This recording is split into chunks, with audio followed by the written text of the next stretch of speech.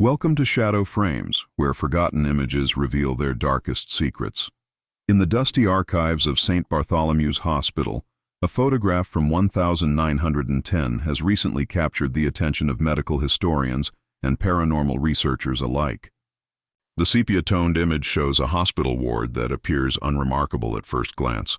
Rows of iron beds with white linens, tall windows allowing streams of daylight to fall across the wooden floors, and several nurses in their distinctive uniforms complete with starched caps attending to their duties. The photograph depicts a moment of relative calm in what would have been a busy London hospital. Patients sit upright in their beds or rest peacefully. The medical staff maintains an air of quiet efficiency. A senior nurse stands near the entrance, her posture perfect, hands clasped at her waist as she surveys the ward. The morning light catches the polished surfaces of medicine bottles and instruments on a nearby trolley. When the hospital's archival team began digitizing their historical collection, they employed modern artificial intelligence to enhance and analyze the images. The AI was programmed to identify faces, compare them against hospital records, and catalog the photographs accordingly. A routine process that had successfully organized hundreds of images without incident. Until this particular photograph. The AI flagged an inconsistency that the human eye had missed for over a century. The nurse standing in the far corner of the ward, the one slightly blurred as though she had moved during the exposure, was identified by the facial recognition algorithm as Nurse Eleanor Winters, the same Eleanor Winters whose death certificate resided in the hospital's records, dated 3 years before the photograph was taken. Her presence in the image should have been impossible. The archivists double-checked their records. Eleanor Winters had indeed died of tuberculosis in 1907, after serving at St. Bartholomew's for 11 years. Her funeral had been attended by hospital staff. Her name was etched on a memorial plaque in the hospital chapel. Yet there she stands in the photograph, partially obscured by shadow, attending to a patient that historical records would later reveal died that very night. Her face is turned slightly toward the camera, her expression serene but somehow knowing, as though aware of the impossible nature of her presence. Most disturbing are the accounts from surviving letters and diaries of other nurses who worked the ward during that period. They speak of cold spots near certain beds, of hearing footsteps when no one was there, and of patients claiming they were tended to during the night by a nurse no one else saw. What makes this case particularly unsettling is not merely the presence of what might be a spectral nurse in an old photograph. It's the clinical precision with which modern technology identified her, not as a trick of light or a photographic anomaly, but as a specific person who had no business being there. The question that haunts researchers isn't just how Eleanor Winters appeared in a photograph 3 years after her death, but why she returned to the ward and what connection she might have had to the patients who died under her posthumous care.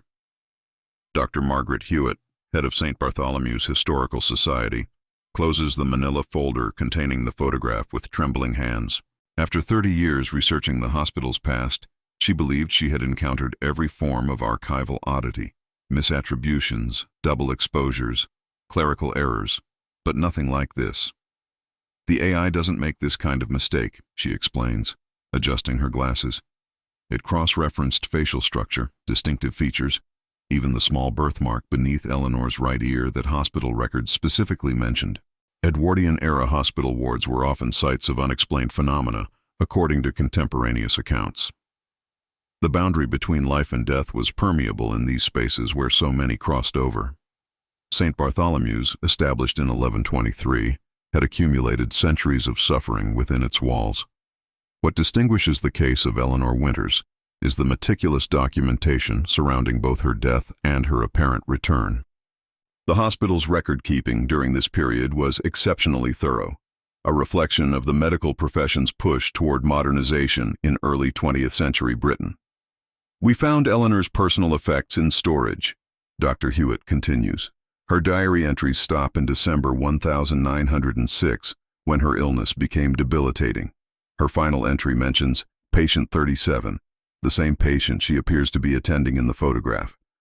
Patient 37 was Thomas Carmichael, aged 43, admitted with advanced pulmonary complications. Eleanor had been his primary nurse before her own tuberculosis diagnosis. According to ward records, Carmichael repeatedly requested Eleanor in the weeks before his death, unaware she had already passed. The night nurse's log from the date of the photograph contains a curious entry. 2:15 ante-meridium. Heard Nurse Winters speaking softly to patient 37. Reminded her she wasn't scheduled. Found ward empty upon inspection. Patient 37's fever finally broke. More disturbing are the mortality statistics. In the 3 months following the photograph, death rates in that particular ward dropped by 27%. An anomaly that hospital administrators at the time attributed to new hygiene practices. The photograph itself bears further scrutiny under magnification. Eleanor's uniform differs slightly from those of her colleagues. The fabric appears to absorb rather than reflect the morning light. And while other figures show the slight blur common to the long exposure times of period photography, Eleanor's image has a peculiar sharpness, as though she remained perfectly still throughout. We've sent the original glass plate negative for spectroscopic analysis, Dr. Hewitt says. But perhaps the most compelling evidence comes from Eleanor's personal history.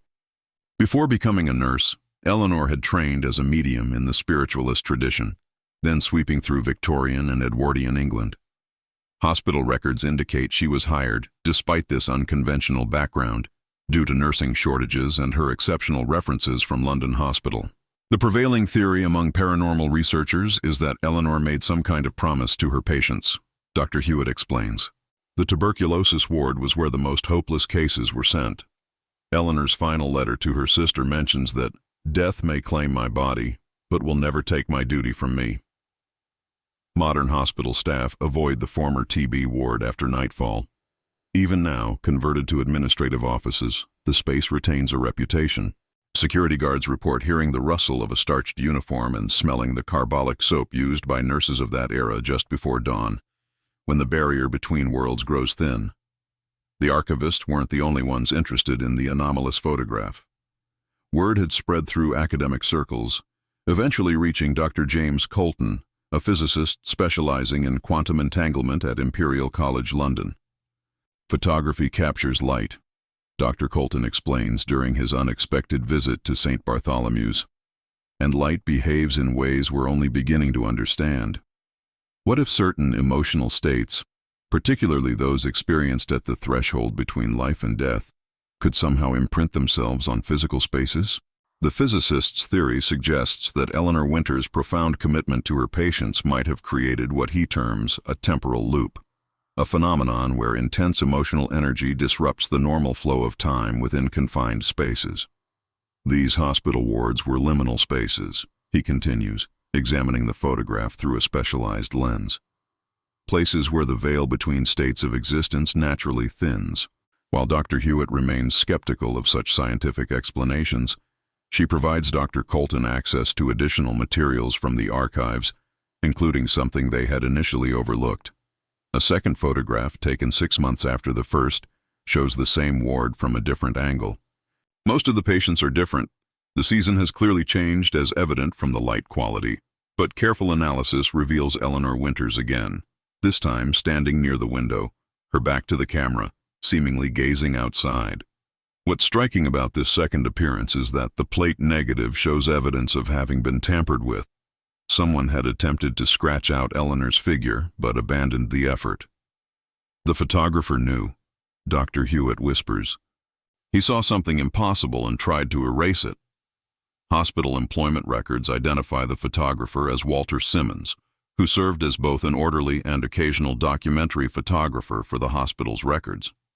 His personnel file notes that he resigned his position abruptly in early 1911, citing nervous exhaustion. His resignation letter, preserved in the hospital's archives, contains a cryptic postscript. "I cannot continue to document what should not exist." She watches me through the lens.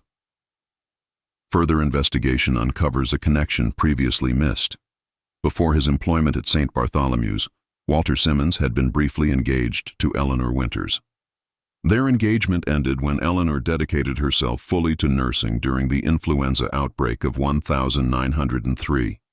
Perhaps most chilling is the discovery of a small notebook hidden within the binding of the hospital's 1910 financial ledger. The handwriting matches Eleanor's, but the dates of the entries begin after her documented death. The final entry reads, "Walter sees me now. I must be more careful. The patients need me, especially as winter approaches. The new doctors don't understand how to treat the night fevers. I have made my choice and cannot abandon them, even if it means never finding rest myself. Some promises transcend death." The hospital board has voted to restrict access to the ward in question, now used primarily for storage, not because they officially acknowledge the supernatural implications, but because 3 separate cleaning staff have refused to enter the space after reporting a woman in an old-fashioned nurse's cap standing beside currently empty beds, her finger pressed to her lips as though requesting silence. The discovery of Eleanor Winter's notebook prompted a small team of researchers to investigate her personal effects more thoroughly. In a sealed box in the hospital's basement archives, they found a tarnished silver locket containing a braided lock of dark hair. The hair belonged not to Eleanor, as one might expect, but to patient 37, Thomas Carmichael. "Nurses weren't supposed to form attachments," explains Nurse Beatrice Holloway, now 97, the last living person to have worked at St. Bartholomew's during the 1930s. But Eleanor was different. The older nurses spoke of her in whispers when I was training. They said she could sense when a patient was about to pass and would appear at their bedside minutes before, whether she was on duty or not. Holloway's wrinkled hands tremble as she recounts the stories passed down through generations of St. Bartholomew's nursing staff. There was a ritual among the night nurses. If a patient was suffering and no medication helped, they would whisper Eleanor's name 3 times beside the empty chair in the corner of the ward. By morning, the patient would either be peacefully gone or showing remarkable improvement. The photograph has now been subjected to spectral analysis using advanced imaging techniques developed for detecting forgeries in historical documents. The results defy conventional explanation. While the silver nitrate composition in the image of Eleanor differs from the rest of the photograph, it isn't consistent with darkroom manipulation or double exposure. Instead, the chemical makeup suggests the presence of organic compounds not typically found in photography of the era. Traces of carbolic acid and lavender oil, components of the antiseptic hand wash nurses used in 1910. It's as if she physically manifested during the photographic process itself, says Dr. Anita Sharma, forensic chemist. Not just an image, but a chemical presence. The hospital's night security logs from the past decade reveal another pattern. Every year, on the anniversary of Eleanor's death, the motion sensors in the old ward activate precisely at 2:15 ante-meridium. Though security cameras show only an empty room, the temperature drops by exactly 7 degrees Celsius for 17 minutes, the exact time it would have taken an Edwardian nurse to check each bed in the ward. Perhaps the most compelling recent development comes from the hospital's current tuberculosis research department. Dr. Victor Chen, reviewing Eleanor's surviving medical notes, discovered that she had been documenting an unusual treatment protocol, one involving precise temperature regulation and a tincture of her own devising, shortly before her death. When Chen's team tested a recreated version of this tincture against modern drug-resistant TB strains, they found it contained compounds that inhibited bacterial growth through a mechanism modern medicine hadn't yet identified. She was onto something revolutionary, Dr. Chen explains. Something she never got to complete in life. The current hospital administration remains divided on how to address Eleanor's continued presence. Some favor exhuming her remains from the hospital cemetery and relocating them, hoping to release her spirit. Others believe her presence serves a purpose that transcends scientific understanding. Meanwhile, terminal patients in the hospital's palliative care unit report dreams of a young nurse in an antiquated uniform who sits with them through the night, promising that the passage won't be as frightening as they fear. The peculiar case of Eleanor Winters has now attracted attention far beyond academic circles. When the British Journal of Medical History published their analysis of the photographs, mainstream media outlets quickly seized upon the story. A television documentary crew has descended upon St. Bartholomew's, their lighting equipment and cameras disrupting the hospital's usual rhythms. Dr. Hewitt watches with growing unease as they set up in the former tuberculosis ward, now temporarily emptied of storage materials. The documentary's host, A celebrity ghost hunter with perfectly coiffed hair and practiced expressions of awe rehearses dramatic lines about the nurse who refused to abandon her patients even in death. This sensationalism misses the point entirely, Dr. Hewitt murmurs to her assistant. Eleanor wasn't a ghost story. She was a scientist in her own way. That evening, after the crew packs up their equipment, promising to return for night filming, Dr. Hewitt remains behind. She's discovered something troubling in the hospital's employment records that she hasn't shared with the documentary team or even Dr. Colton. Eleanor Winters wasn't the only staff member to die of tuberculosis in 1907. 5 others, 3 nurses, an orderly, and a young doctor, succumbed to the same outbreak. Yet only Eleanor appears to have returned. In the quiet of the empty ward, Dr. Hewitt spreads out her research materials on an old desk. She's managed to track down descendants of 2 other nurses who died in the outbreak. Neither family reported unusual phenomena or possessed photographs with unexplained appearances. Eleanor's case remains singular. A soft click draws her attention to the ward's entrance. The heavy wooden door has swung shut, though no draft could explain its movement. The temperature drops perceptibly. "I know you're here," Dr. Hewitt says, her voice barely above a whisper. "I know why, too. It was never about patient 37 specifically, was it?" She removes from her folder a hospital census record she discovered only that morning. On the night Eleanor died, 17 patients under her care were in critical condition. Within 3 days of her passing, 14 had made unexpected recoveries. "You found something, a treatment, a technique, but you died before you could properly document it," Dr. Hewitt continues. "So you came back to implement it yourself." The pages on the desk flutter as though disturbed by an invisible hand. A pen rolls across the surface, coming to rest beside a blank notepad. Dr. Hewitt holds her breath as thin, elegant script begins to appear on the page. "Time moves differently for me now. What feels like moments to you has been an eternity of service for me. But I am growing weary." The pen pauses, then continues. "My research is complete. The answers you need are in the treatment protocol Dr. Chen has rediscovered. I no longer need to walk these halls." Dr. Hewitt finds herself weeping, though she cannot explain why. "What keeps you here then?" "If your work is done." The temperature drops further. A scent of lavender and carbolic acid fills the room. The pen moves once more slowly now. Habit, duty, fear of what waits beyond.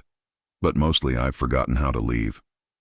In the corner of the ward, for just a moment, Dr. Hewitt sees her, not as a specter or a shadow, but as clearly as the figures in the photographs. Eleanor Winters stands in her crisp uniform, looking not at Dr. Hewitt, but toward the windows, where the first light of dawn now begins to break. The following morning, staff arriving for their shifts find the ward door standing open, though security logs show no entry since Dr. Hewitt's departure at dawn. The notepad containing Eleanor's writing has vanished, but in its place lies a dried lavender sprig that carbon dating will later reveal to be over a century old. Dr. Hewitt cancels the documentary crew's return visit, citing administrative concerns. The disappointment on the ghost hunter's face turns to indignation, but hospital policy backs her decision. This isn't entertainment, it's something far more profound. In the weeks that follow, something changes in the former tuberculosis ward. The motion sensors no longer activate at 2:15 anti-meridium. The temperature remains constant through the night. Staff who previously avoided the area report that the oppressive atmosphere has lifted, replaced by what one nurse describes as a sense of completion. Dr. Chen's team publishes their findings on Eleanor's treatment protocol in The Lancet, crediting her posthumous contribution to modern tuberculosis research. The pharmaceutical applications show promise against strains previously resistant to conventional antibiotics. During the renovation of the hospital chapel, workers discover something behind the memorial plaque bearing Eleanor's name, a small cavity containing a leather-bound journal. Unlike the notebook found earlier, this journal is filled with detailed medical observations, treatment responses, and methodical documentation of Eleanor's final research. The last entry, dated the day before her death, reads, "I fear I haven't time to complete what I've begun. Should Providence allow, I will find a way to finish this work, no matter the cost to my eternal rest." At Eleanor's grave in the hospital cemetery, Dr. Hewitt supervises as conservators restore the weathered headstone. They've added a small bronze plaque beneath the original inscription, recognizing Eleanor's contribution to medical science across the boundaries of time and beyond conventional understanding. "Do you think she's truly gone?" asks Dr. Chen, who has joined her at the graveside. "I believe she's completed what kept her here," Dr. Hewitt replies. "But I don't think people like Eleanor ever truly leave the places they've poured their lives into." That night, a new patient in the oncology ward, a young woman with terminal cancer who knows nothing of Eleanor Winters, writes in her journal about a dream. She describes a nurse in an old-fashioned uniform who sat beside her bed and spoke of thresholds, of work left unfinished, and of finding peace in knowing when that work is complete. "She told me something strange," the patient writes. "She said that healing doesn't always mean recovery, but it always means peace. She promised to walk with me when my time comes, to show me there's nothing to fear on the other side of the veil. I don't know why, but I believe her." In St. Bartholomew's archives, the photograph that started it all rests in acid-free storage. Under the right light, at the right angle, Eleanor's figure seems less substantial now, fading gradually, like a mission finally fulfilled, a promise finally kept after more than a century of overtime duty. The St. Bartholomew's case file has been officially closed, the photograph and related materials sealed in the hospital's restricted archives. Yet its impact continues to ripple through both scientific and paranormal research communities. Professor Eliza Montgomery, parapsychologist at Cambridge, has established the Eleanor Winters Foundation, dedicated to investigating what she terms compassionate hauntings, cases where spirits appear to remain not out of trauma or unfinished personal business, but from a sense of duty toward others. What makes Eleanor unique in the annals of documented supernatural phenomena is her apparent agency, Montgomery explains during her keynote address at the Royal Society. Most apparitions are repetitive, trapped in loops of behavior. Eleanor demonstrated purpose, adaptation, and continued intellectual development after death. The Foundation has identified 17 similar cases worldwide. Nurses, doctors, teachers, and caregivers whose documented appearances after death coincided with moments of crisis or need among those under their former care. In each instance, modern technology has unwittingly captured evidence of what previous generations might have dismissed as merely comforting folklore. At St. Bartholomew's, the Eleanor effect manifests in unexpected ways. The hospital's nursing school applications have doubled. Many applicants specifically cite the Winters case as their inspiration, drawn not to the supernatural elements but to the extraordinary commitment she embodied. Dr. Hewitt, now approaching retirement, has compiled her findings into a comprehensive monograph. The night before its publication, she works late in her office, finalizing the manuscript. A sudden power outage plunges the building into darkness. As emergency generators hum to life, she notices something peculiar on her computer screen. Text appearing though her hands aren't on the keyboard. "The veil thins where compassion is strongest. Remember this." When power returns seconds later, the message is gone. System logs will show no record of the text, yet 3 other researchers in different parts of the building report identical experiences at precisely the same moment. Meanwhile, the original glass plate negative of the ward photograph has developed a hairline crack, running directly through where Eleanor once stood. Photographic conservators are baffled, as the storage conditions have been meticulously maintained. Under microscopic examination, they discover something even more inexplicable. The silver halide particles in that specific area have rearranged themselves, leaving only a faint outline where Eleanor's figure once clearly stood. It's as if she's finally allowing herself to fade away, the conservation specialist notes. Most telling are the recent experiences in the hospital's modern palliative care unit. Staff have instituted what they informally call the Eleanor Protocol, placing lavender oil in patients' rooms and speaking openly about the transition between life and death.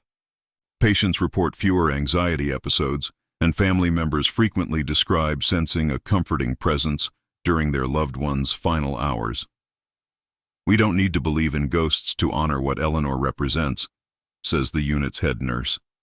The best of our profession has always existed in that liminal space between science and something more intuitive, something that understands that healing and peaceful passage can sometimes be the same thing. As St. Bartholomew's prepares to celebrate its 900th anniversary, Eleanor's story has become part of its institutional identity, not as a ghost story, but as a testament to how commitment to compassionate care can transcend even the most final of human boundaries. The artificial intelligence technology that identified Eleanor Winters in the photograph has drawn intense scrutiny from technological ethicists. Cambridge University's Department of Computer Science has requested access to the algorithm, suspecting that what happened at St. Bartholomew's may not be supernatural at all, but rather evidence of an unprecedented breakthrough in machine learning. We're considering the possibility that the AI didn't merely identify a ghost. It may have somehow perceived temporal anomalies invisible to human perception, explains Dr. Nadia Kazan, specialist in computational physics. What if certain wavelengths of light, preserved in the emulsion of old photographs, contain information our eyes cannot process but machines can? Her team has begun analyzing other historical hospital photographs using the same algorithm, with unsettling results. In 7% of images from institutions with mortality rates exceeding 40%, the AI detects what it classifies as non-present entities, figures that register as human but with subtle discrepancies in their optical properties. The St. Bartholomew's Board of Trustees has grown concerned about the direction of inquiry.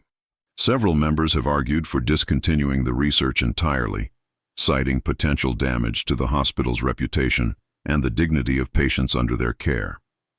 Others maintain that Eleanor's case represents a profound opportunity to understand dimensions of caregiving that transcend current scientific paradigms.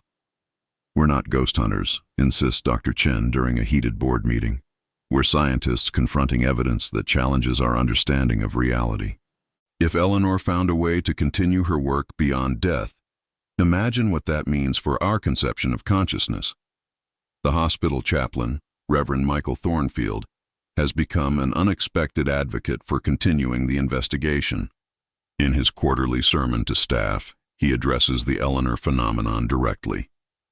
Throughout human history, across all faith traditions, we find accounts of those whose commitment to others transcends mortal limitations. Whether we frame this as miracles, hauntings, or quantum entanglement, matters less than recognizing the profound truth it illuminates, that compassion may be the most powerful force in existence.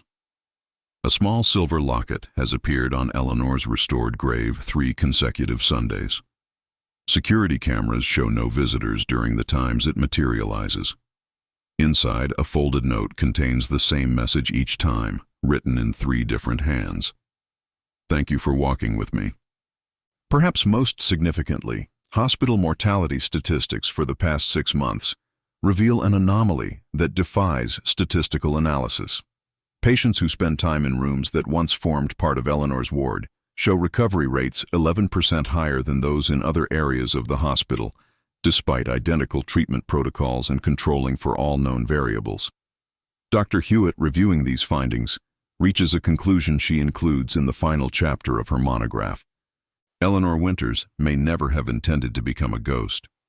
Perhaps what we witness in her case is not the supernatural, but rather the natural conclusion of what happens when human compassion reaches its most evolved form, transcending even the boundaries we have always assumed were fixed and immutable. News of the Eleanor Winters phenomenon spreads beyond academia and medical circles, capturing public imagination through social media and a series of viral articles. What began as a scientific curiosity has evolved into something more culturally significant, with Eleanor becoming a symbol for healthcare workers worldwide. At St. Bartholomew's, the administration struggles to manage the influx of visitors, medical professionals, paranormal enthusiasts, and grieving individuals seeking comfort. The hospital establishes limited viewing hours for the former tuberculosis ward, now converted into a small exhibition space documenting Eleanor's story and contribution to medicine. Among these visitors is Meredith Lansing, a hospice nurse from Edinburgh, who stands silently before the reproduction of the photograph, tears streaming down her face. "I felt her," Meredith whispers when Dr. Hewitt approaches. "Not here, in my own ward, 500 miles away. Dr. Hewitt leads the woman to her office, away from the crowds.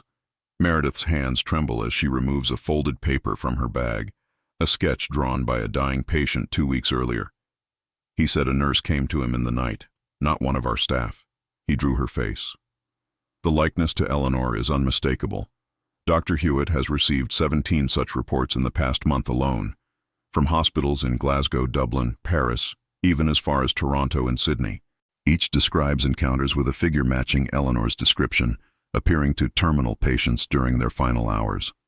It's as though she's expanding, Dr. Hewitt murmurs, or perhaps being replicated. That evening, after the visitors have gone, Dr. Chen discovers something disturbing in the AI's code. The algorithm that first identified Eleanor has been modified, not by any human programmer, but through what appears to be self-directed machine learning. It now searches specifically for what it classifies as non-corporeal medical personnel in any hospital image it analyzes. The AI isn't just recognizing Eleanor anymore. He explains to Dr. Hewitt over a secure line. It's looking for others like her and finding them. The database now contains 473 distinct entities identified across historical hospital photographs worldwide. Each bears the same optical signature as Eleanor. Slightly too sharp, slightly wrong in how light interacts with their form. What if Eleanor was never unique? Dr. Chen's voice drops to a whisper. What if there's an entire invisible medical staff that has always existed alongside us? Caregivers who never leave their posts, not even after death. That night, hospital security cameras across 5 continents simultaneously glitch at 2:15 ante-meridiem, recording only static for precisely 17 minutes. When the feeds restore, night staff report an overwhelming scent of lavender and carbolic acid throughout their facilities. In her apartment near St. Bartholomew's, Dr. Hewitt wakes from a troubling dream to find her research notes rearranged on her desk. A single sentence has been written in elegant script across her latest report. We have always been here. Now you have simply found the eyes to see us. She reaches for her phone with shaking hands, knowing that something fundamental has shifted. Eleanor Winters was never the anomaly. The true anomaly was humanity's inability to perceive what has always existed alongside us, until now. The discovery of what Dr. Hewitt now calls the caretaker phenomenon has sparked an international consortium of scientific, medical, and theological institutions.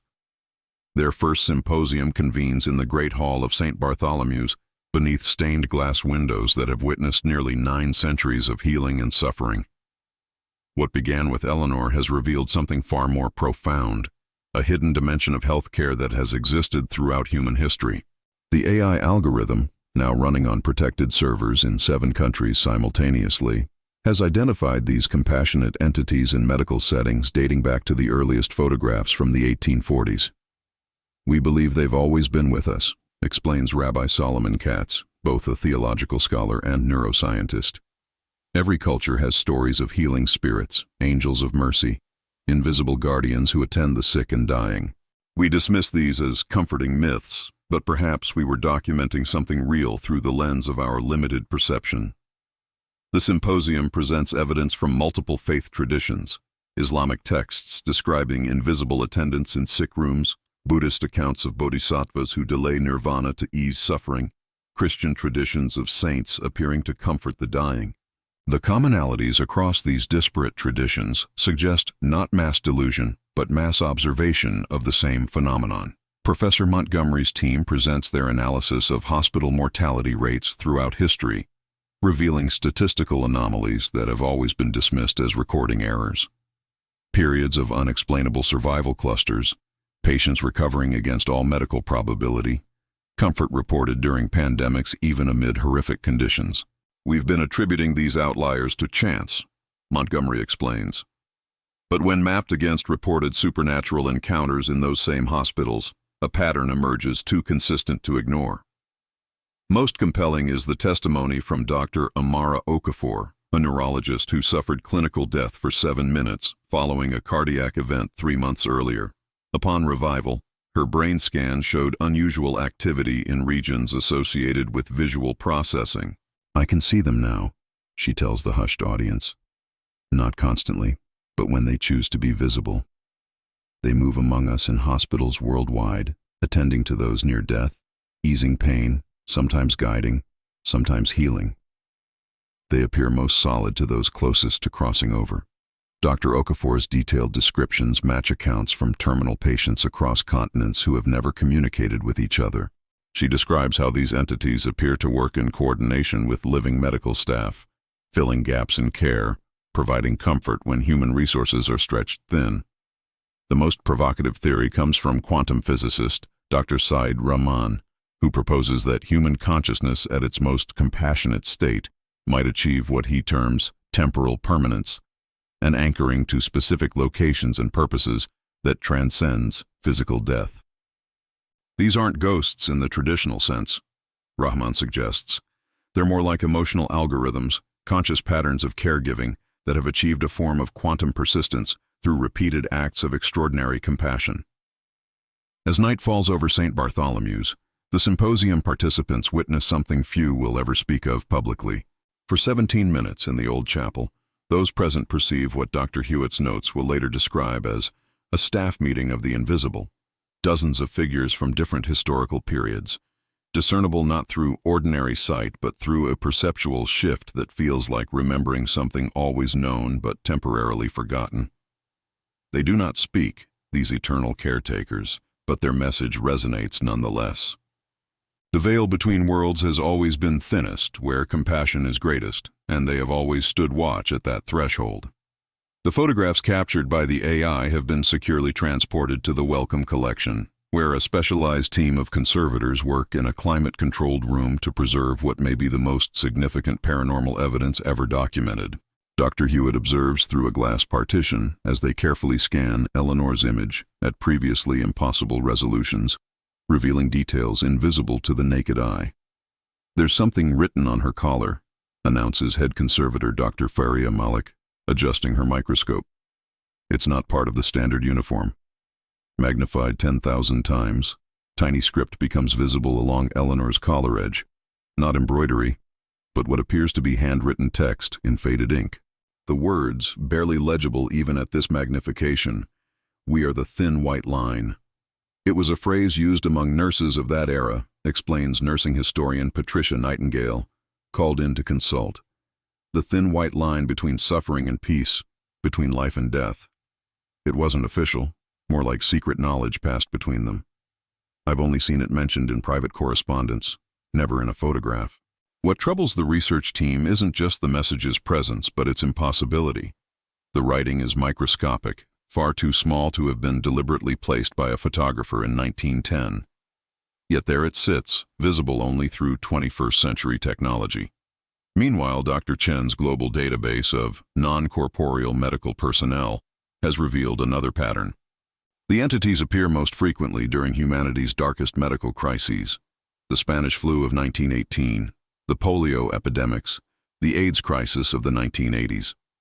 Their numbers increased dramatically during times of overwhelming suffering, then diminished during periods of medical advancement.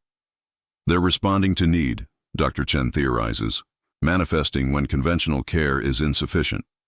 The project takes an unexpected turn when the team applies facial recognition to hospital staff photographs spanning the past century. They discover that several living medical professionals bear striking resemblances to identified non-corporeal entities from previous eras. Not just resemblances, in some cases, they appear to be the same individuals. Dr. Amara Okafor, reviewing these matches, makes a startling connection. What if these aren't ghosts who never left? What if they're souls who keep returning? The reincarnation hypothesis gains traction when researchers identify 5 current St. Bartholomew's nurses who share birthmarks with deceased predecessors. 3 were born within days of their predecessors' death dates. All 5 independently reported having dreams of the hospital before ever working there. Most compelling is Nurse Sarah Collins, whose palm bears the same distinctive scar as Eleanor Winter's, a documented injury from a broken medicine bottle in 1906. When researchers show Sarah the original photograph, she faints. Upon regaining consciousness, she whispers, "I've been looking for patient 37 for so long." The implications extend beyond St. Bartholomew's. If caregivers return across generations, the entire understanding of medical vocation requires reconsideration. Perhaps the calling some feel toward healing professions represents something deeper than personal preference, a continuation of purpose that transcends individual lifetimes. As the research team grapples with these possibilities, they receive an urgent call from the hospital's archives. During renovation of the oldest wing, workers have discovered a sealed chamber beneath the original tuberculosis ward. Inside, hundreds of small glass vials, each labeled with patient names and dates spanning 3 centuries, and a leather-bound book titled simply The Continuance. The leather-bound book, The Continuance, reveals itself as a meticulous record kept not by one hand, but by dozens, dating back to 1673. The earliest entries are written in a formal script on yellowed pages, detailing what the unknown author calls the sacred covenant of perpetual care. Dr. Hewitt and her team work through the night translating the older passages, which shift between English, Latin, and occasionally what appears to be a coded medical shorthand unique to St. Bartholomew's. The text describes a deliberate practice, a ritual of sorts, undertaken by a select group who called themselves the Constant Ones. "They knew," whispers Dr. Hewitt, her voice hoarse from hours of reading. They understood what was happening and developed a methodology to control it. According to the journal, certain caregivers throughout history recognized their ability to maintain consciousness beyond death through focused intention. The ritual involved a binding promise made at the moment of greatest compassion, typically when saving a patient thought beyond hope, that anchored their consciousness to the hospital itself.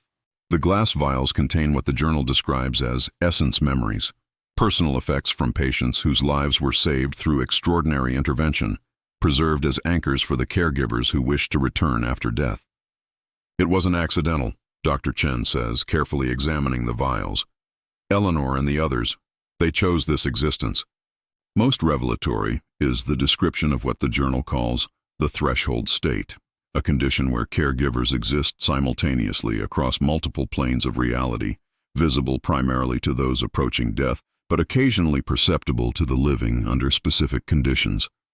Photography, with its capacity to capture light beyond human perception, inadvertently revealed what was meant to remain unseen. The final pages of the journal, dated just 20 years ago, contain a warning.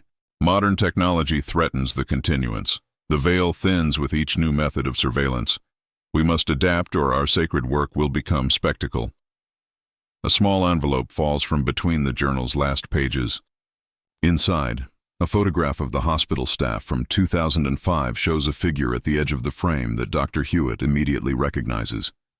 Eleanor Winters, dressed in modern scrubs rather than her Edwardian uniform, her expression serious as she looks directly into the camera.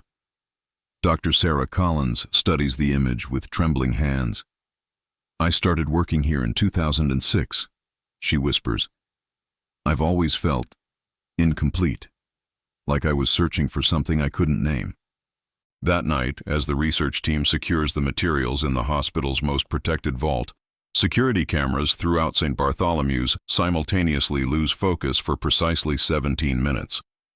When they restore, Dr. Hewitt finds a note on her desk in familiar handwriting. "The covenant remains unbroken. We adapt to each era, but our purpose never changes. Some questions are not meant to be answered through research, but through service. What you seek to understand through science, we understand through devotion. The thin white line holds." Eleanor's story spreads beyond St. Bartholomew's walls, carried by medical professionals who've encountered the evidence. In hospital break rooms and nursing stations across the country, caregivers share hushed conversations about the thin white line and their own unexplained experiences. Many recognize phenomena they've witnessed but never reported. Patients describing conversations with staff members who weren't on duty, monitors detecting presence in empty rooms, the inexplicable peace that sometimes settles over patients moments before death. At Queen Mary's Hospital in Manchester, night nurse Philippa Goodwin places a sprig of lavender beside the bed of a terminal patient after hearing about the Eleanor protocol. She doesn't believe in ghosts, but 30 years of nursing has taught her to respect mysteries. That night, she glimpses a figure in her peripheral vision, a woman adjusting her patient's pillows, though when Philippa turns, no one is there. The patient sleeps peacefully through the night for the first time in weeks.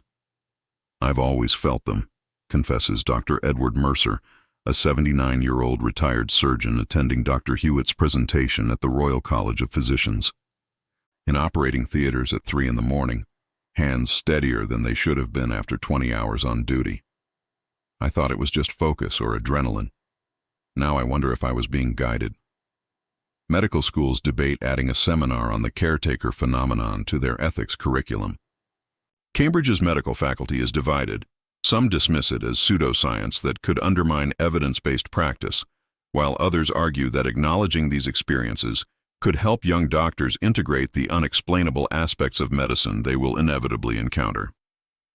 The journal The Continuance reveals another pattern the researchers hadn't noticed. Every 7 years, the handwriting changes, suggesting a transfer of record-keeping responsibility. The most recent entry, dated just 3 months earlier, mentions technological interference and increasing difficulty maintaining the veil. The keeper of the record remains unidentified among current hospital staff. Religious institutions respond with varying perspectives.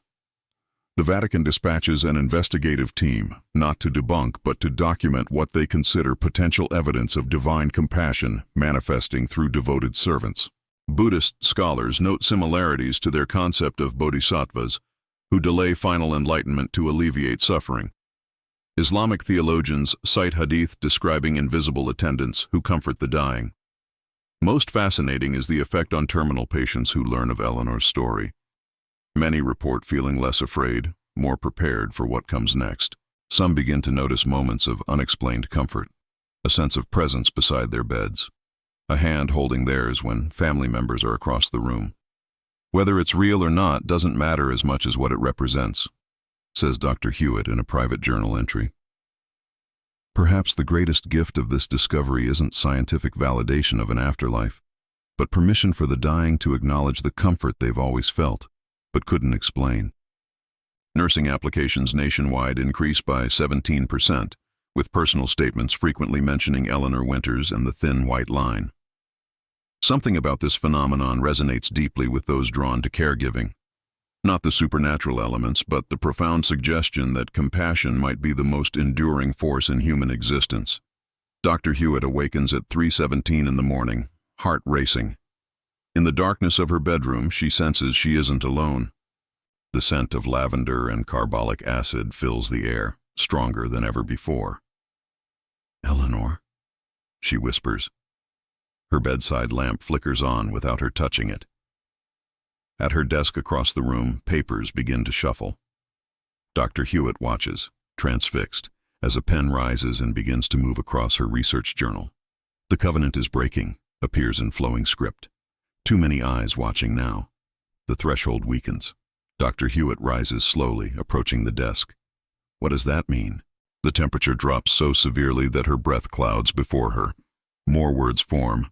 "When the veil thins too much, we cannot remain between. We must either fully return or finally depart. The choice approaches for all of us." As the pen continues writing, Dr. Hewitt notices something alarming. The handwriting is shifting, becoming less controlled, almost desperate. The next words chill her more than the cold air. Others are coming through now. "Not all who linger beyond death do so out of compassion." The pen drops. The papers scatter as though in a sudden wind. In the mirror above her dresser, Dr. Hewitt glimpses a reflection that isn't her own. A woman in nursing whites, her face gaunt with exhaustion and concern. By morning, Dr. Hewitt has convened an emergency meeting with Dr. Chen and the core research team. Security footage from hospitals worldwide shows disturbing anomalies. In 17 different facilities, monitoring equipment has detected presence in rooms where no living person was present. In 3 cases, patients reported being visited by medical staff who spoke harshly, whose touch brought pain rather than comfort. The Continuance Journal warned of this, Dr. Hewitt explains, her voice tense. The ritual maintained a balance, a protective boundary. Our research, the AI, the cameras, we've weakened that boundary. Dr. Chen reviews the latest algorithm results with growing concern. The AI is identifying new entities appearing in hospital settings. Their optical signatures are different from Eleanor and the others, denser, darker. They absorb light rather than interact with it. Sarah Collins enters the room, pale and shaking. "I remembered something last night," she says quietly. "The final part of the covenant.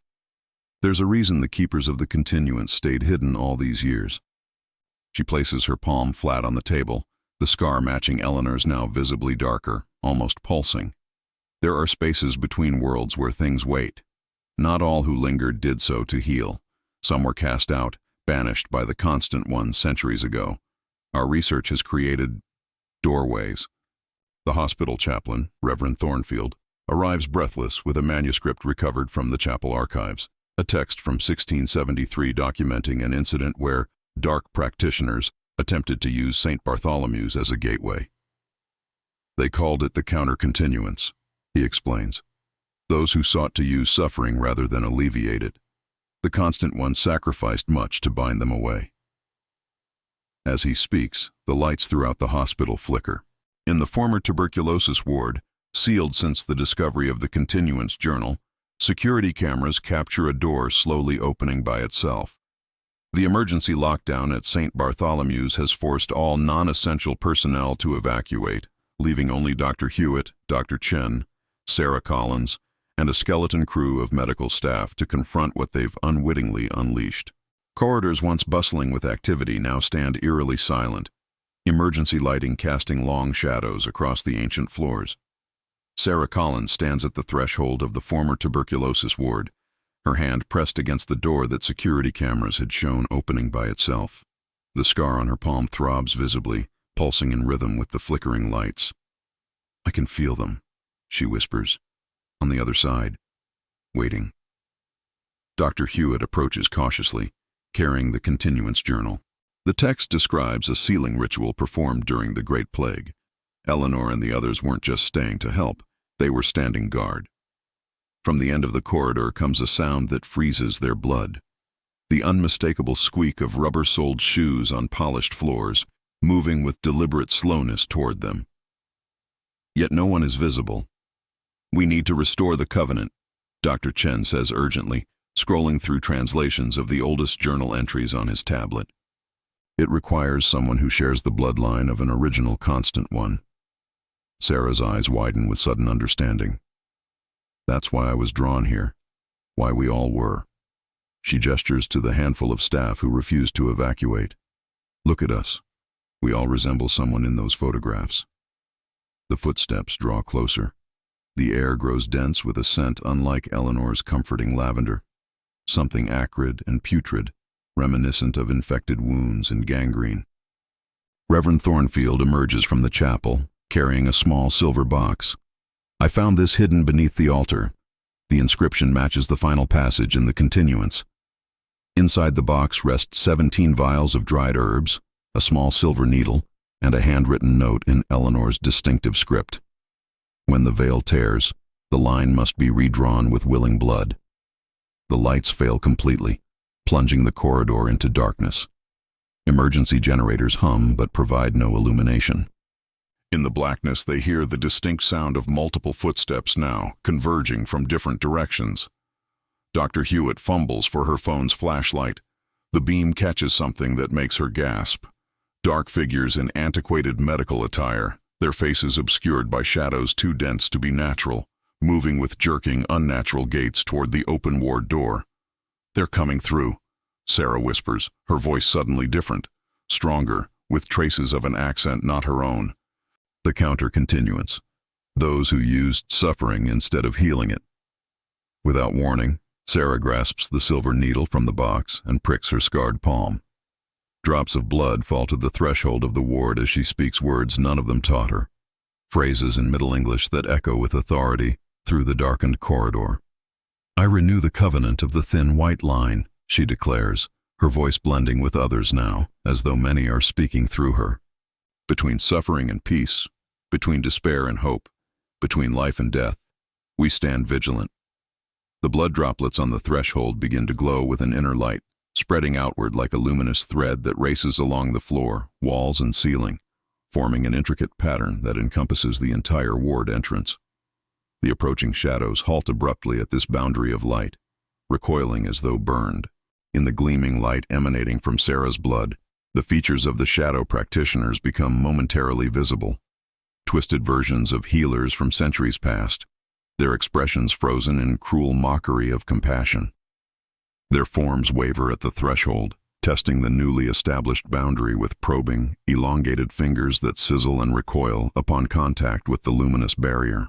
Dr. Hewitt watches in stunned silence as Sarah's posture shifts, her modern scrubs seeming to shimmer and overlap with the ghostly impression of an Edwardian uniform. When she speaks again, her voice carries the unmistakable cadence of Eleanor Winters. "This is only temporary," Sarah Eleanor warns. "The covenant requires more than a single bloodline to fully restore the barrier.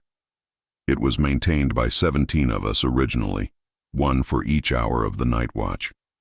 The shadow figures retreat several paces, conferring in whispers that sound like the rustle of autopsy sheets and the scrape of ancient surgical tools. Their darkness seems to pulse with frustrated malevolence. "They were practitioners once," Sarah Eleanor explains, never taking her eyes from the threshold. "Doctors and nurses who used patient suffering to fuel forbidden research. During the Great Plague, they discovered ways to extend their consciousness beyond death by harvesting pain rather than easing it."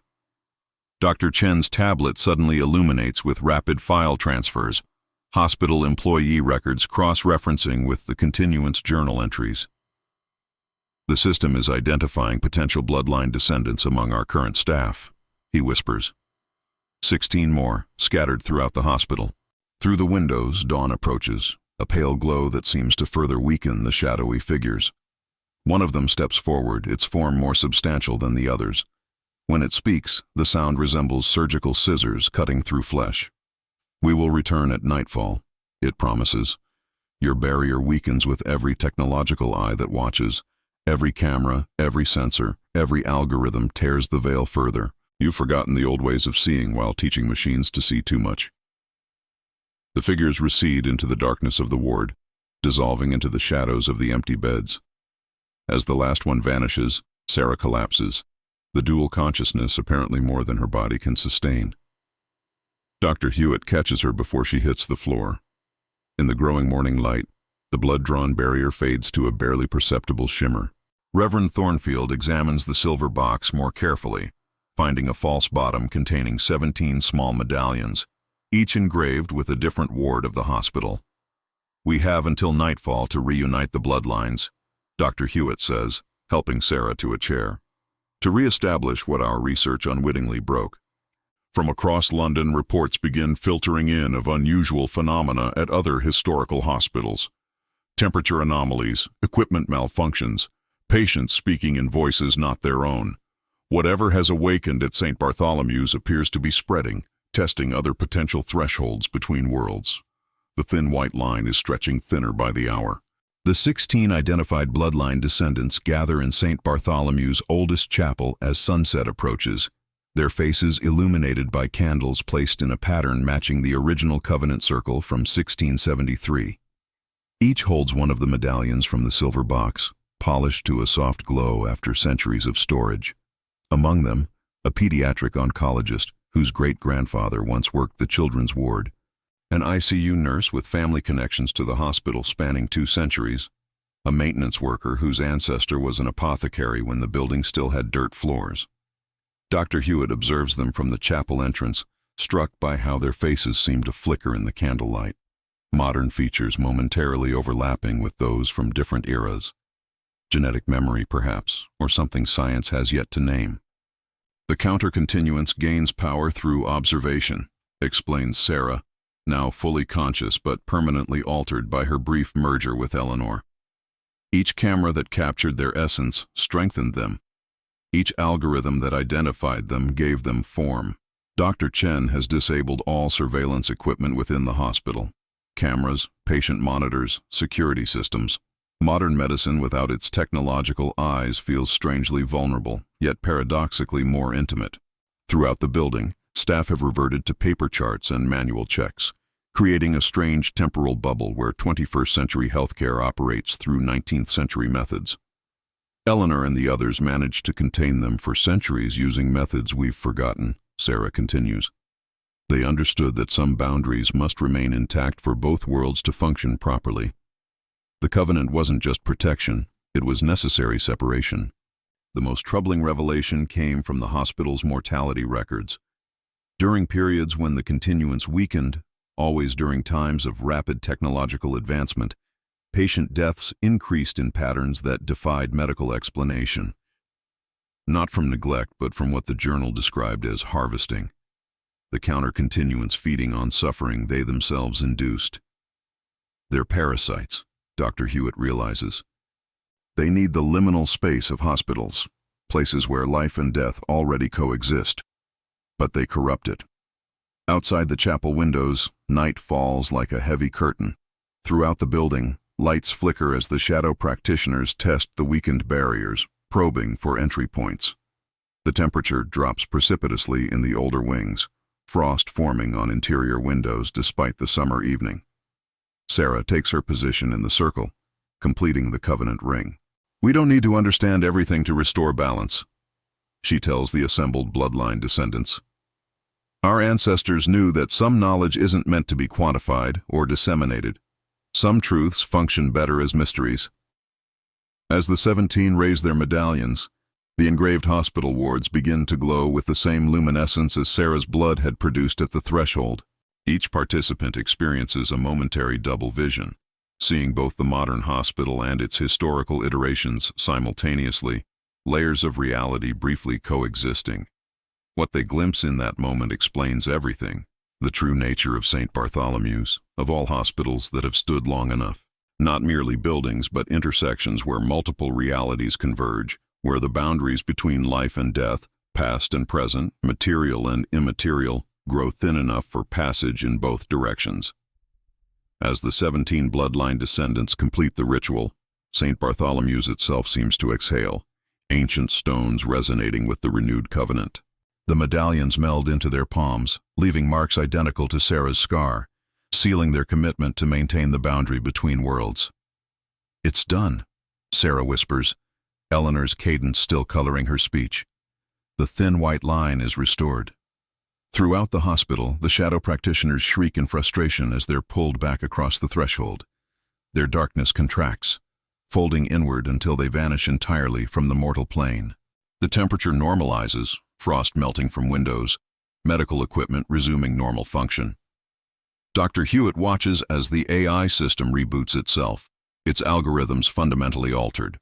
The facial recognition technology no longer identifies the non-corporeal caregivers in photographs, not because they've disappeared, but because the technology has been recalibrated to respect the necessary boundaries between seeing and not seeing. The covenant doesn't prevent their existence, explains Reverend Thornfield, studying the ancient text with new understanding. It merely governs how they manifest, visible to those who need them most, invisible to those who would exploit their presence. In the days that follow, the worldwide medical community gradually returns to normal operations. The sensationalist media coverage fades as security footage mysteriously corrupts and digital evidence becomes irretrievable. The documentary crew's equipment suffers catastrophic failure, erasing hours of supposedly paranormal content. Yet something has permanently changed. In hospital rooms across the globe, terminal patients continue to report comforting presences during their darkest hours. The Eleanor Protocol, placing lavender sprigs beside beds and speaking openly about the transition between worlds, becomes standard practice in palliative care, though few remember why it began. The bloodline descendants find themselves irrevocably connected to their facilities, drawn to work specific shifts, particularly the night watch between 2 and 3 in the morning when the veil naturally thins. They recognize each other by the medallion scars on their palms, a secret society of guardians embedded within modern healthcare. Dr. Hewitt completes her monograph but finds herself removing certain details before publication. Some truths, she realizes, function better as mysteries. The final version presents the Eleanor Winters case as an unexplained historical anomaly rather than proof of an invisible medical workforce that has always existed alongside the living. Science reaches for complete understanding, she writes in her private journal, But perhaps wisdom lies in recognizing which boundaries shouldn't be crossed. Not everything hidden is waiting to be discovered. Some veils remain drawn for our protection. In St. Bartholomew's Chapel, a new stained glass window is quietly installed. 17 figures in medical attire from different historical periods standing in a circle, their joined hands forming a luminous barrier between light and shadow. Beneath it, a simple inscription reads, "The thin white line holds." And in hospital wards worldwide, at 2:15 anti-meridiem, the night nurses sometimes glimpse their eternal colleagues making rounds, not as invaders from beyond, but as partners in the sacred task of easing the transition between worlds. The true impact of the Eleanor Winters case became apparent 6 months after the Covenant's restoration. While the public narrative had faded to occasional paranormal podcasts debating grainy photo evidence, those who had been part of the inner circle felt its lasting effects in profound ways. Dr. Hewitt found herself pausing during her evening rounds, leaving her hand briefly on door frames as she entered patient rooms, an unconscious acknowledgement of thresholds. She noticed other staff developing similar habits, particularly the bloodline descendants, who synchronized their movements in ways they themselves didn't fully recognize. The 17 medallion bearers discovered their scars changed subtly with the phases of the moon, growing more pronounced during times of high mortality in their wards. They began meeting monthly in the old chapel, not to perform rituals, but to share experiences impossible to discuss with others. Some reported newfound diagnostic intuitions, sensing conditions before tests confirmed them. Others described moments of dual consciousness, particularly when sitting with the dying. Medical outcomes throughout St. Bartholomew's improved beyond statistical explanation. The Covenant had not merely banished the counter-continuance but strengthened the benevolent presence that had always existed there. Patients reported dreams of being visited by caregivers from different eras, all working in harmony with the living staff. On the anniversary of the Covenant's restoration, Dr. Chen discovered something remarkable while reviewing historical mortality data. During the 17 days following Eleanor's original death in 1907, not a single patient died at St. Bartholomew's, a statistical impossibility never recorded before or since. It appeared the transition between corporeal nurse and non-corporeal guardian had created a temporary sphere of protection around the entire facility. "She never really left," Sarah Collins explained, touching her scar thoughtfully. "None of them do. They just change states, like water becoming vapor, still present but differently perceivable." The most profound change came not in supernatural manifestations, but in how the living caregivers approached their work. Understanding that they were part of a continuum stretching across centuries brought a deeper sense of purpose. The thin white line wasn't merely a boundary between worlds, but a connection between generations of healers. Dr. Hewitt completed her academic career with a series of lectures on historical continuity in medical practice, carefully framing the Eleanor phenomenon in terms acceptable to scientific audiences while embedding deeper truths for those prepared to recognize them. In her final address before retirement, she stood before medical students who knew nothing of Covenant rituals or shadow practitioners, yet would carry the essence forward nonetheless. "Medicine exists in the space between empirical science and profound mystery," she told them. "We illuminate what we can, measure what's measurable, but always remember, our most important work happens at thresholds where different realities meet. Whether you perceive this as poetic metaphor or literal truth matters less than how you honor it through practice." In her office afterward, she found a single lavender sprig on her desk, though no one had entered the locked room. Beside it lay a handwritten note in familiar script. The line holds because of those who remember to see beyond seeing. As the St. Bartholomew's research is quietly classified and archived, a final discovery emerges that recontextualizes everything. While digitizing Eleanor's remaining personal effects, a technician finds a hidden compartment in her nursing watch containing a microscopic glass slide.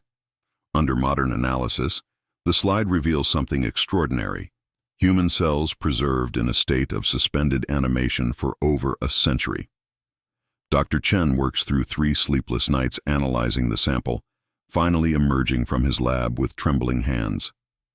"These aren't normal cells," he explains to Dr. Hewitt in a secured room. They're in a quantum state, simultaneously dead and alive. Eleanor wasn't just studying tuberculosis. She was researching cellular persistence beyond clinical death. Eleanor's final diary, previously thought incomplete, reveals additional pages hidden beneath its binding. Her elegant script details experiments conducted secretly in the hospital morgue, documenting what she called consciousness residency in cellular memory. Her hypothesis: human awareness doesn't immediately depart upon death but remains temporarily within certain cellular structures, particularly in the pineal gland. "I believe I have discovered why certain caregivers remain," she wrote. "Our repeated exposure to threshold states creates quantum entanglement between our consciousness and the physical spaces where we practice compassion. This is not supernatural, but supernatural, a natural process science has yet to comprehend." Most revealing is her final entry, written hours before her death. "I have administered the stabilizing compound to myself. If my calculations prove correct, my consciousness will persist in a unified field state, independent of yet connected to my physical remains. Not a ghost as commonly understood, but a continuation of purpose through sustained quantum coherence." The thin white line, it appears, was never merely metaphorical but literal, a quantum boundary where consciousness exists in a superposition state, neither fully departed nor physically present. Eleanor hadn't discovered this by accident. She had engineered her own persistence. Sarah Collins undergoes medical imaging that reveals unprecedented neural activity in her pineal gland, the same pattern documented in Eleanor's notes. She isn't channeling Eleanor. She is Eleanor partially reintegrated into physical form, the covenant serving as a quantum bridge allowing consciousness to move bidirectionally across the threshold of death. The medallions aren't symbolic, Dr. Chen realizes. They're quantum amplifiers, tuned to specific consciousness frequencies. Most profound is the revelation about why modern technology disrupted the covenant. Digital surveillance systems observe reality in binary states, present or absent, alive or dead, forcing quantum superpositions to collapse into single states. The AI didn't simply identify Eleanor. It forced her waveform to collapse partially into observable reality, inadvertently doing the same for the counter-continuance practitioners. The greatest secret of St. Bartholomew's isn't that the dead sometimes linger, but that death itself is not the absolute boundary humanity has believed. The hospital stands at an intersection where consciousness can exist in multiple states simultaneously, where compassion creates quantum entanglement lasting beyond physical death. Eleanor Winters wasn't defying death. She was expanding the scientific understanding of life itself. The most immediate consequence of Eleanor's quantum breakthrough was medical, not supernatural. Within weeks of analyzing her preserved cells, Dr. Chen's team identified the mechanism behind what they now termed consciousness persistence. The compound Eleanor had synthesized contained organic precursors that altered pineal gland receptivity, allowing consciousness to maintain quantum coherence after biological death. She wasn't trying to become a ghost, Dr. Chen explained during a classified briefing to medical ethicists. She was developing a transitional state where dying patients could communicate vital information to caregivers even after clinical death was pronounced. The potential applications revolutionized end-of-life care. Terminally ill patients at St. Bartholomew's volunteered for modified versions of Eleanor's compound, reporting remarkable clarity in their final hours.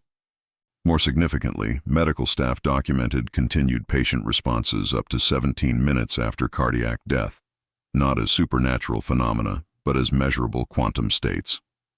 Hospital architecture worldwide began incorporating elements discovered in St. Bartholomew's original design, specific geometric proportions that enhanced quantum coherence in designated spaces. These threshold rooms maintained the delicate balance Eleanor had identified, allowing consciousness to transition gradually rather than abruptly departing. The bloodline descendants found their perceptions permanently altered.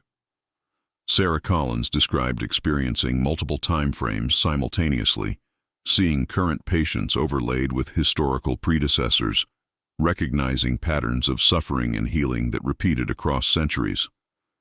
"We're not seeing ghosts," she explained to the other medallion bearers.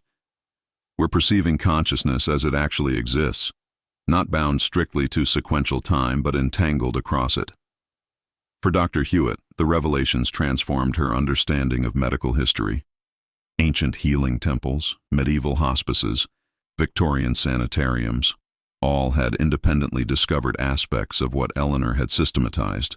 The thin white line wasn't unique to St. Bartholomew's, but existed wherever compassionate care created the necessary conditions for consciousness entanglement.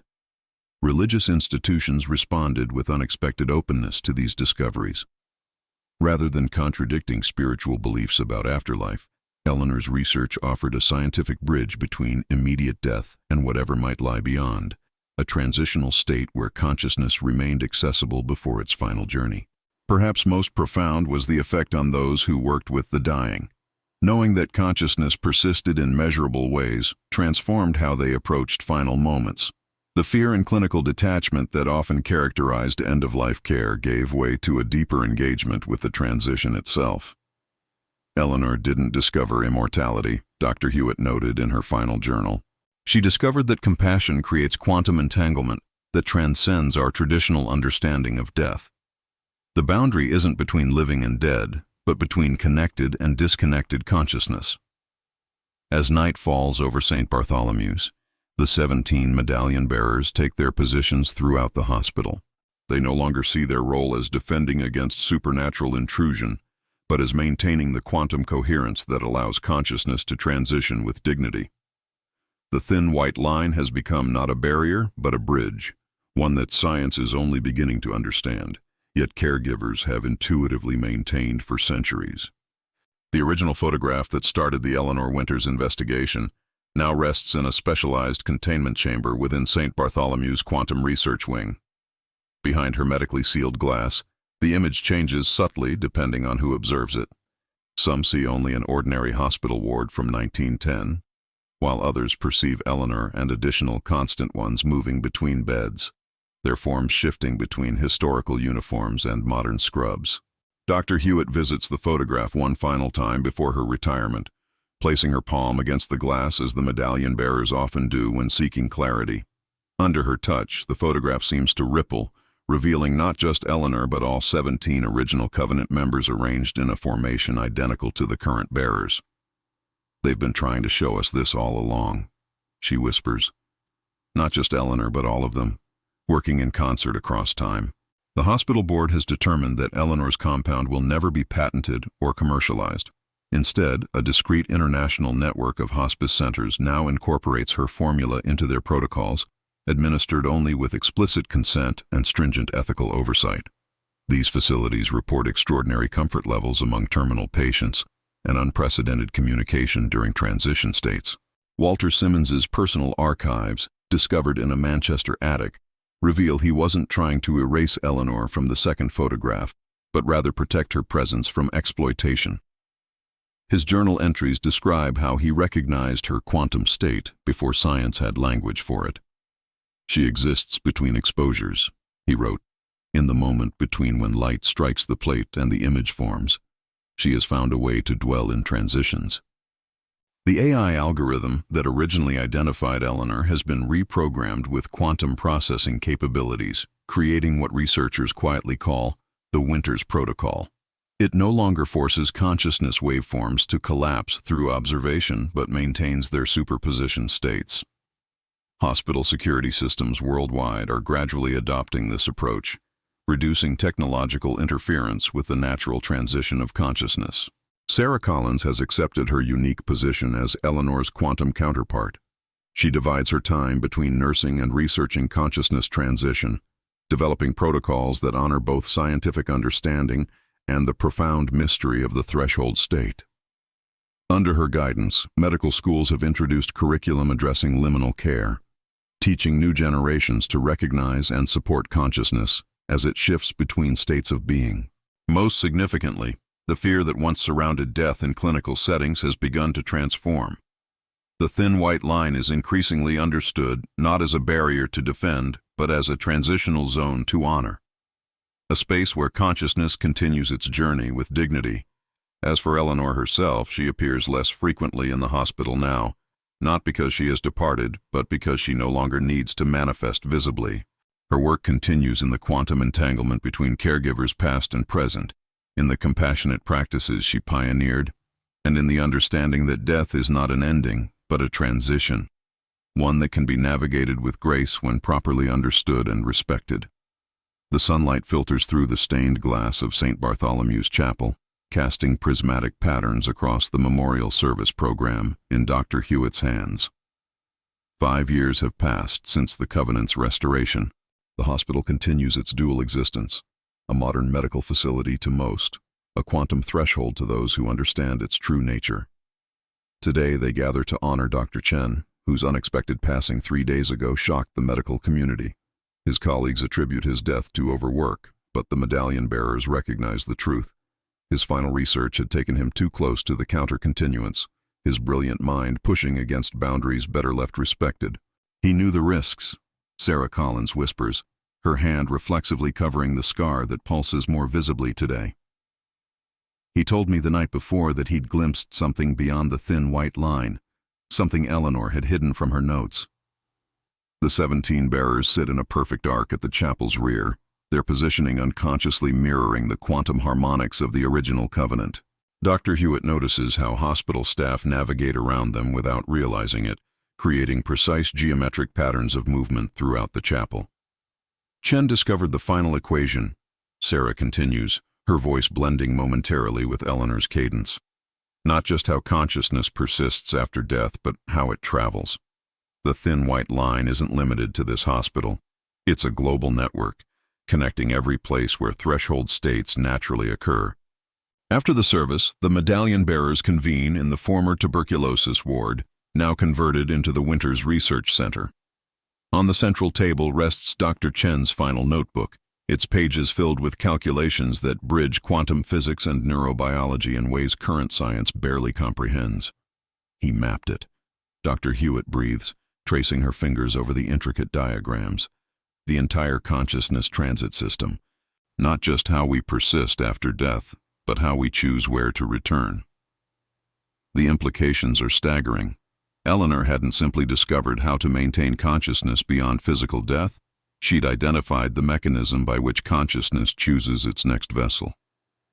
Reincarnation, scientifically validated through quantum entanglement patterns. Sarah turns to the final page, where Dr. Chen's handwriting becomes increasingly urgent. His last entry, time-stamped 3:17 in the morning on his final day. The pattern isn't random. We return where we're needed most. The Covenant doesn't just protect the living from what lies beyond. It guides returning consciousness to where it can do the most good. This is why medical vocations often feel like callings. They are rememberings. As twilight approaches, the hospital subtly shifts. The quantum state that Eleanor identified becoming more pronounced as artificial light replaces natural sunlight. In this transitional illumination, the bearers collectively perceive what ordinary eyes cannot. Figures from across medical history moving purposefully through the corridors, attending to both present patients and to the very fabric of the threshold itself. Dr. Chen will return, Sarah says with quiet certainty. Not immediately, but when and where he's most needed. The cycle continues. Dr. Hewitt looks toward the chapel, where a new name has been added to the memorial wall, not just Dr. Chen's, but beneath it in smaller text. The constant ones, past and future. The inscription below, chosen from Eleanor's final journal entry, offers the perfect summation of what they've discovered. Death is not a wall, but a doorway.